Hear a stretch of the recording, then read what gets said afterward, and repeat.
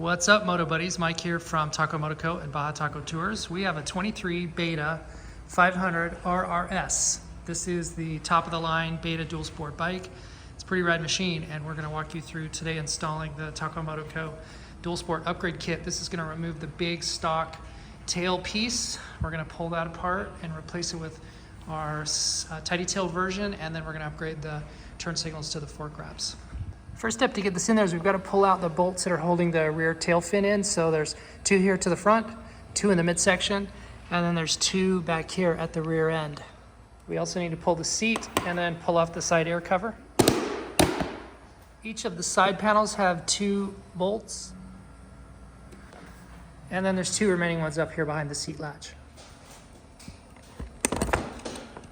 Once you've got all your bolts out, the tail piece is going to drop down. One little pro tip on this connector is you can get in here with the latch and you can take your thumbnail and just release the pressure and unclick it and disconnect it there. Your turn signal wires up here on these bullets, just pull these apart. Once that's off, you can grab each one of the side panels one at a time and just click them out of the little latches and clasps. From here, you're just going to spread apart the rear end. There's these two little tabs right here. You've just got to clear those away from the bottom fender, the under fender. And then once those are free, they'll come clear up. So at this point, we need to separate the turn signals away from the brake light. Brake light is going to stay back where it was, but these turn signals are going to live up here in this cavity. So we're going to tease these things out, pull the signal leads out, and then the tail light can go back where it was. You can lay your new fender here on the back tire, and you'll plug in the tail light connector, and that goes here on the tidy.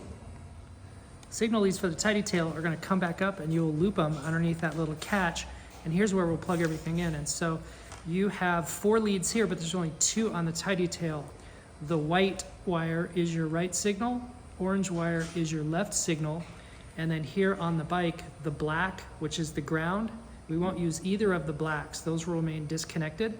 We're going to use the purple and the green, and on the bike, the purple is the left signal, so we can plug in, that would be the orange on the tidy, so orange to purple, and white to green.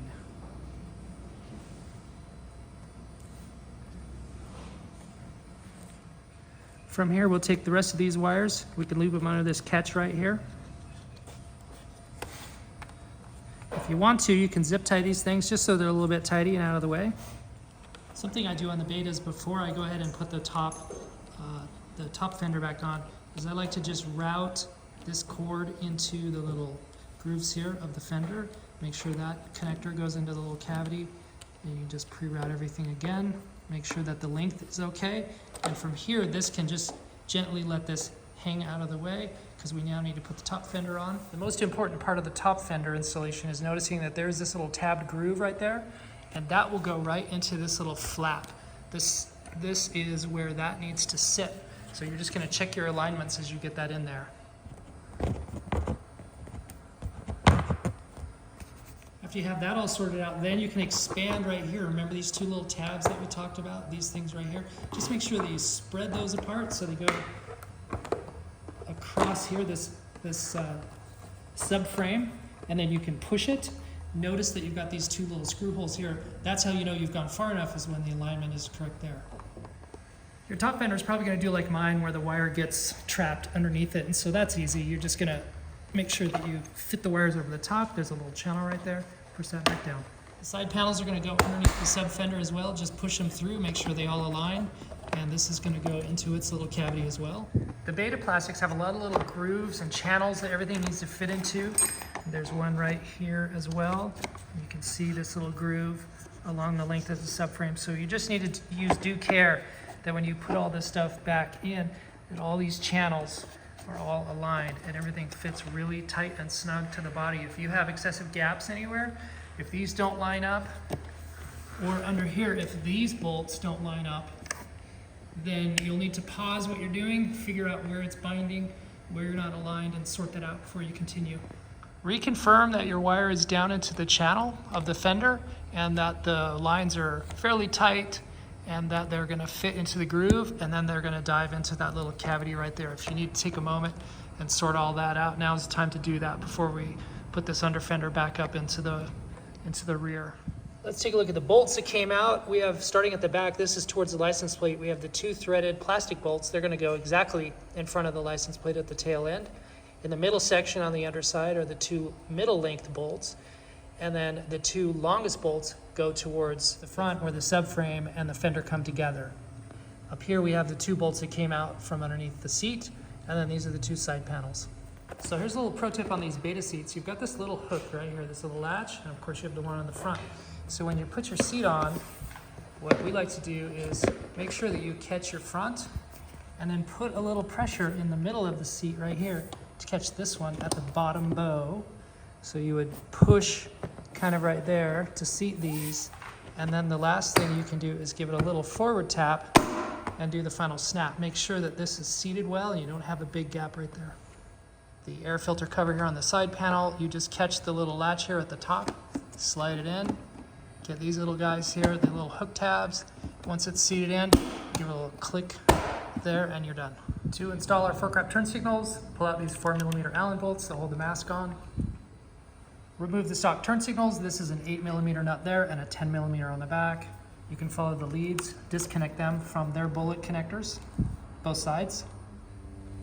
Here's a pro tip: when you pull these bullet connectors apart, don't yank on the wires. You might separate the wires from the connector themselves. Grab it with a pair of pliers. I'll usually grab the one side is silver and one looks bronze. The bronze one is longer. So I'll typically pinch that with my fingers, but grab the stubby one, the shorter one, with some pliers and just give those a twist and pull. They come out super easy.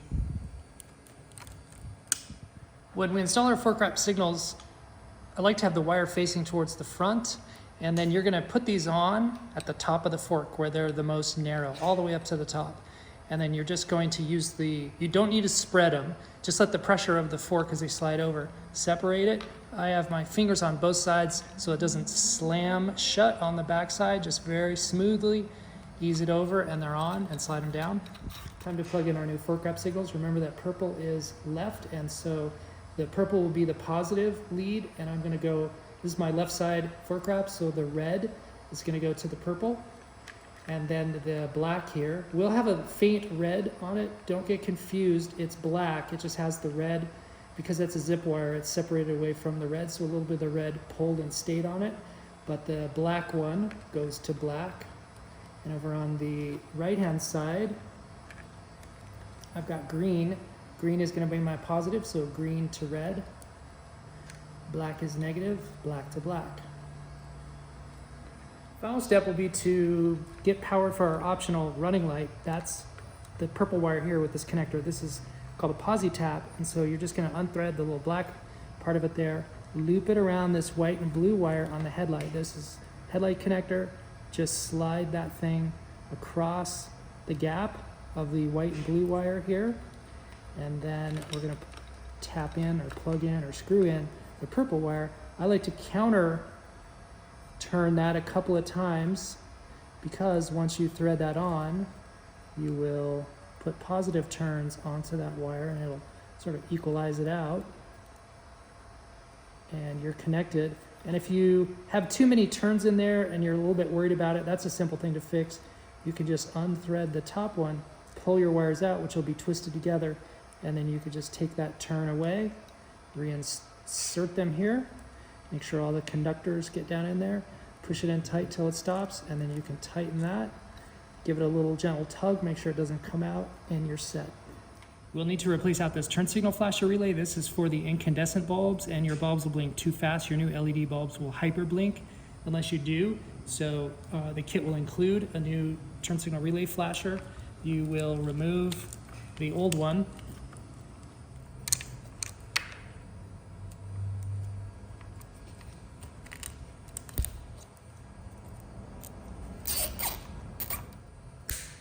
Your wire connections will be black. Black on the new turn signal flasher goes to the yellow and orange wire, and the red goes to the white and blue.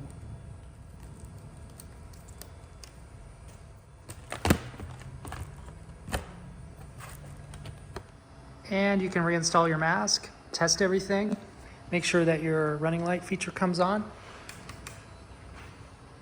hit your signals.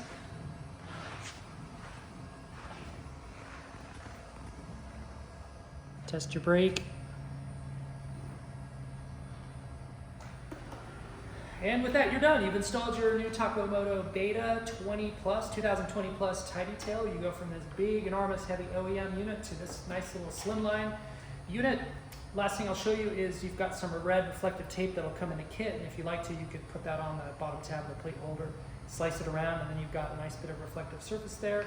If you didn't want this whole bottom tab at all, you could take a razor blade and slice that entirely off.